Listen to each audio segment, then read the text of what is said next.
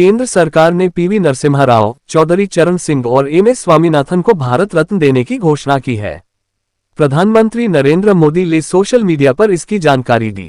प्रधानमंत्री नरेंद्र मोदी ने social media पर तीनों शख्सियतों की तस्वीर शेयर करते हुए लिखा, चौधरी चरण सिंह, हमारी सरकार का ये सौभाग्य है कि देश के पूर्व प्रधानमंत्री चौधरी चरण सिंह जी को भारत रत्न से सम्मानित किया जा रहा है। ये सम्मान देश के लिए उनके अतुलनीय योगदान को समर्पित है। उन्होंने किसानों के अधिकार और उनके कल्याण के लिए अपना पूरा जीवन समर्पित कर दिया था। उत्तर प्रदेश के मुख्यमंत्री रहे हो या देश के गृहमंत्री और यहां तक कि एक विधायक के रूप में भी उन्होंने हमेशा राष्ट्र निर्माण को गति प्रदान की।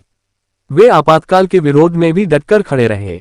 हमारे किसान भाई बहनों के लिए उनका समर्पण भाव और इमरजेंसी के दौरान लोकतंत्र के लिए उनकी प्रतिबद्धता पूरे देश को प्रेरित करने वाली है। नरसिम्हा राव, प्रधानमंत्री के रूप में नरसिम्हा राव गारू का कार्यकाल महत्वपूर्ण उपायों द्वारा चिन्हित किया गया था, जिसने भारत को वैश्विक बाजारों के लिए खोल दिया, जिससे आर्थिक विकास के एक नए युग को बढ़ावा मिला।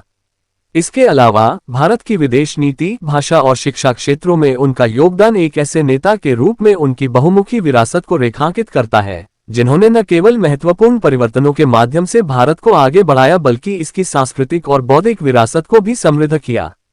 Doctor MS Swaminathan, PM Modi ने लिखा, ये बेहद खुशी की बात है कि भारत सरकार कृषि और किसानों के कल्याण में हमारे देश में उनके उल्लेखनीय योगदान के लिए डॉक्टर एमएस स्वामीनाथन जी को भारत रत्न से सम्मानित कर रही है। उन्होंने चुनौतीपूर्ण समय के दौरान भारत को कृषि में आत्मनिर्भरता हासिल करने में महत्वपूर्ण भूमिका निभाई और भारतीय कृषि को आधुनिक बनाने की दिशा में उत्कृष्ट प्रयास किए। हम एक अन्वेषक और संरक्षक के रूप में और कई छात्रों के बीच सीखने और अनुसंधान को प्रोत्साहित करने वाले उनके अमूल्य काम को भी पहचानते हैं। डॉक्टर स्वामीनाथन के दूरदर्शी नेतृत्व ने न केवल भारतीय कृषि को बदल दिया है बल्कि देश की खाद्य सुरक्षा और समृद्धि भी सुनिश्चित की है। वह ऐसे व्यक्ति थे जिन्हें मैं करीब से जानता था और मैं हमेशा उनकी अंतर्दृष्टि और इनपुट को महत्व देता था।